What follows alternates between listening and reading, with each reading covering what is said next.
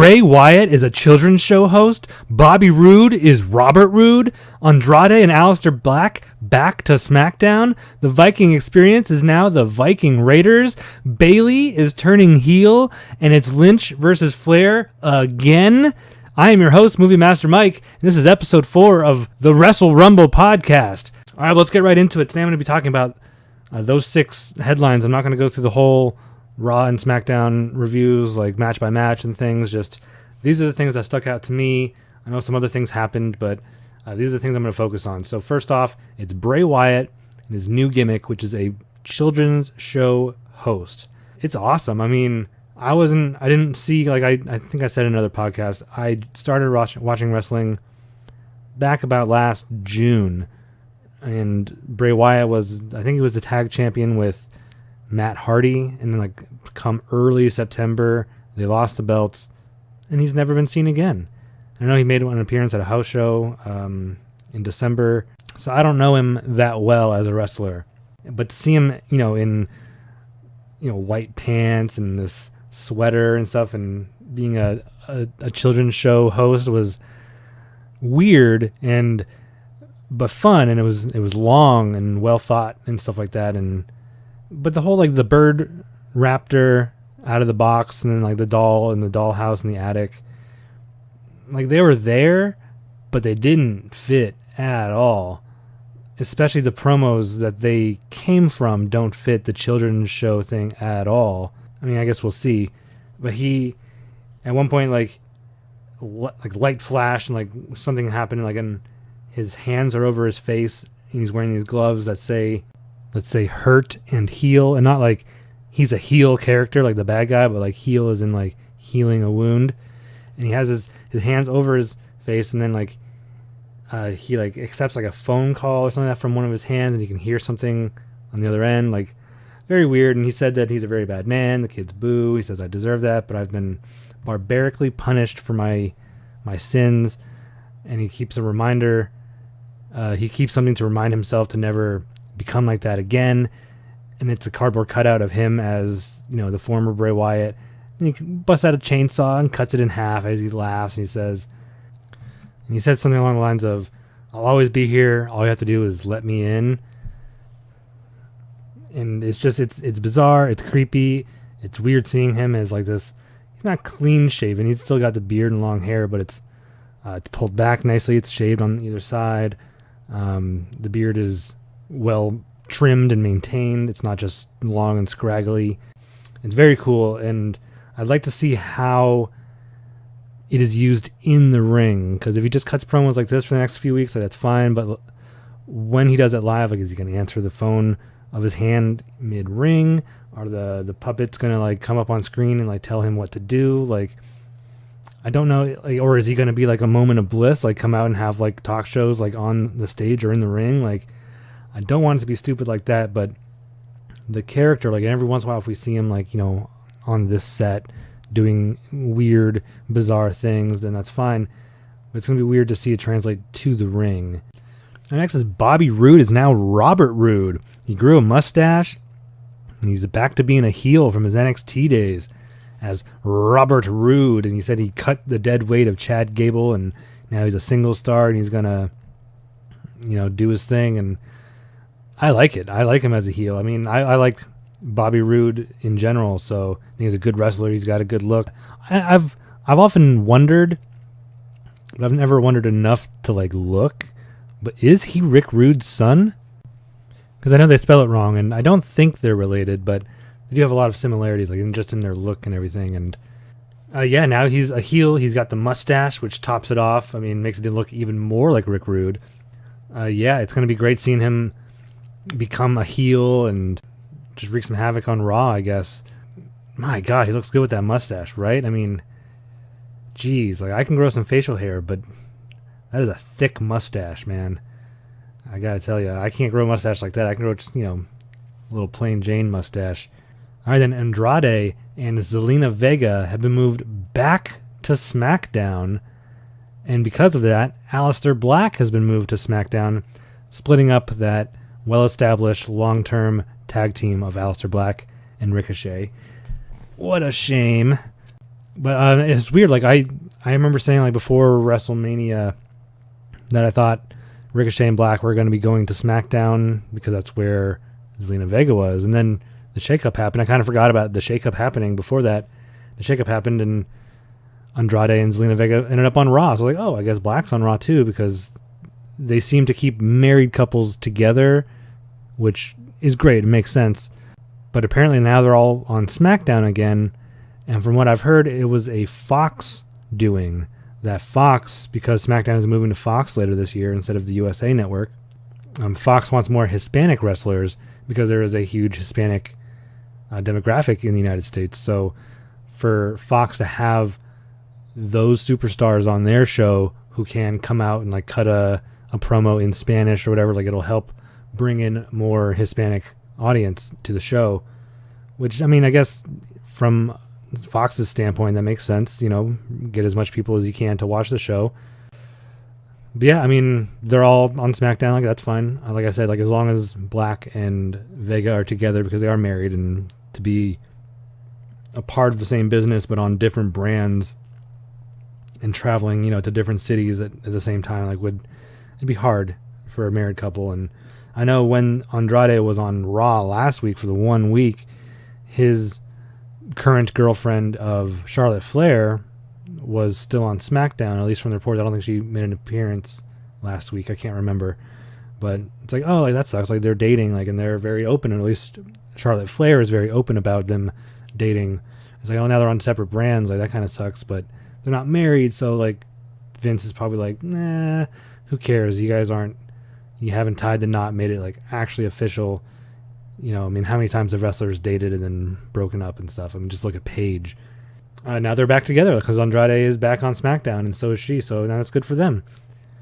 But I'm interested to see Andrade. He had a rematch with Finn Balor on Raw.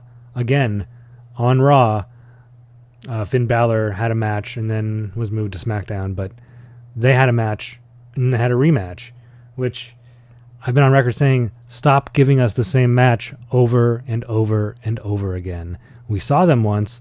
Yeah, that was very cool. Maybe book them in another match with a different outcome. That's fine. But man, like, I can almost guarantee you that next week it'll be Andrade against Finn Balor again. And it's just like, oh, why? Put him in a tag match against somebody else, like against each other or a team, like I've said. Put him in a stipulation match, anything. Keep them in the ring together, but in different ways. All right, moving on. The Viking Experience, the worst name almost possible for the War Raiders when they made their main roster debut, was changed just 1 week later to the Viking Raiders, which is better. That's much, much, much better than the Viking Experience, but I like their finishing move is now called the Viking Experience, which is dumb, but at least it's just their move name and not their team name. It still makes me mad that their names were changed, like their actual personal names, but whatever. As long as it's not the Viking Experience, because geez, if that stuck, that would be stupid.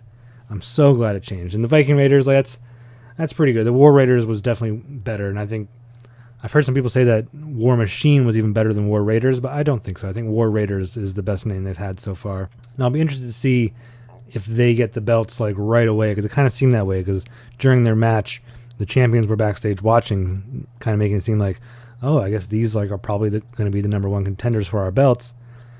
And because they're so much bigger, and I don't want to say more talented, but definitely more entertaining than Hawkins and Ryder, I mean, come on. The Viking Raiders are going to win those titles pretty quick if they're the number one contenders, which it looks like they are. Because it looks like the Revival are going to be feuding with the Usos. So that'd be great. I mean, put the belts on the Viking Raiders, have them be champs for a long time. Make them unstoppable. Like if they win it probably at this next pay-per-view, the Money in the Bank, which would be awesome.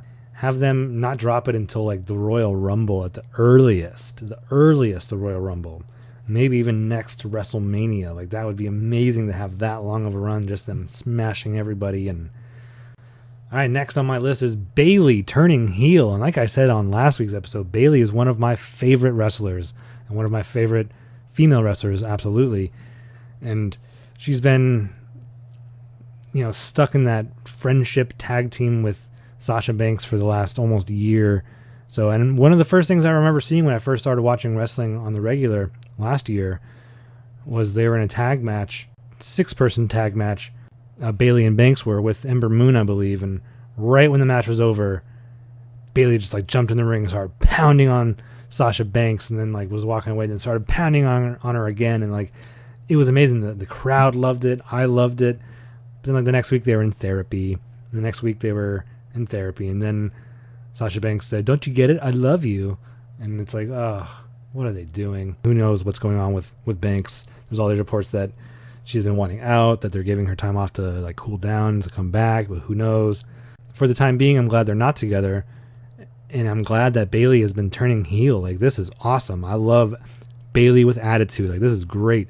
Her coming out saying, "Oh yeah, thanks for the," because it was during a Charlotte promo, came out and said "Hey, Becky Lynch didn't beat me, so I should get my belt back." And then Becky Lynch comes out and she's like, "What are you talking about? You didn't win. I'm the champ, not you. You should get to the back of the line and let other people like Bayley and Lacey Evans have a turn." And then Bayley comes out. She's like, "Oh, hey, thanks for the shout out. You've been saying that you've beaten Charlotte this many times. I can count how many times you've beaten me, Becky. 0. I was like, yeah, this is awesome. Bayley is so cool. And then Charlotte's like, "Oh, Bayley, you're just a little kid. Get to the back of the line."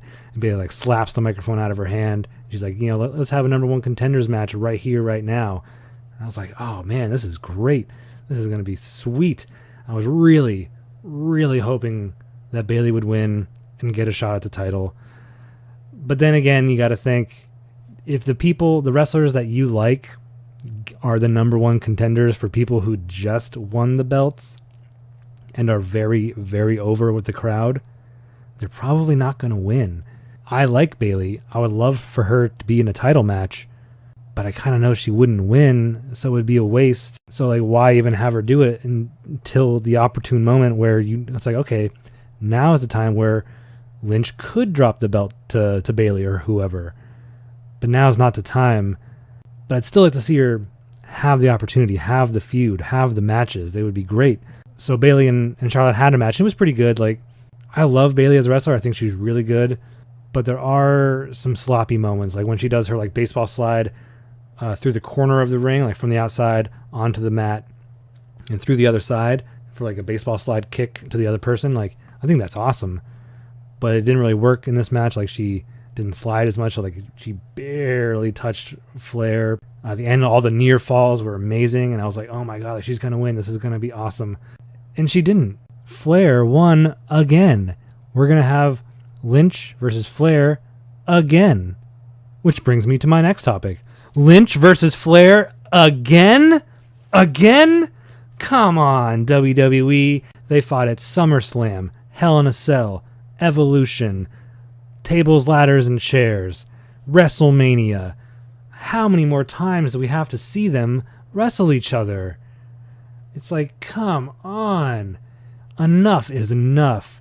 Lynch had it right. Give somebody else the opportunity. Give Bayley the opportunity. Come on, please. Anybody. I would love for Bayley, Ember Moon, who is my favorite female wrestler and probably my favorite wrestler in general. Give them opportunities. You're giving Lacey Evans an opportunity on Raw, which is great. I don't think she's the greatest wrestler. I do think she has a good look. She has a cool gimmick. It's different from everybody else. She's capable. She's not a terrible wrestler. She could have used some more time in NXT, I think, but she's not bad. And just the fact that somebody other than Charlotte Flair is getting an opportunity is great.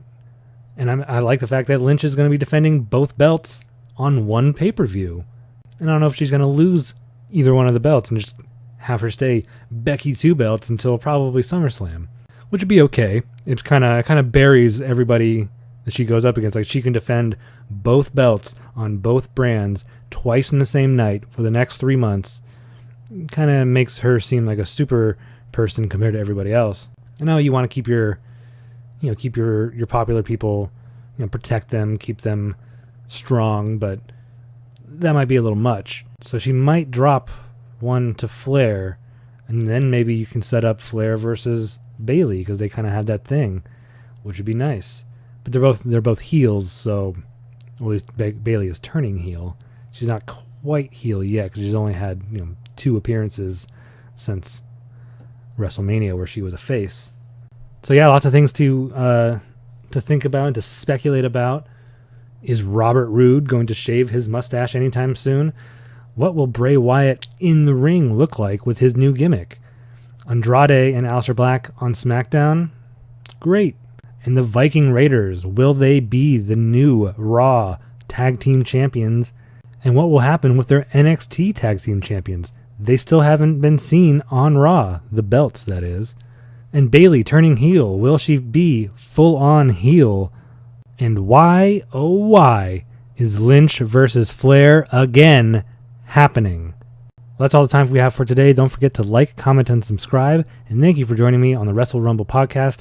I have been your host, Movie Master Mike, reminding you to speak your geek and balance your geek with Geekquillibrium.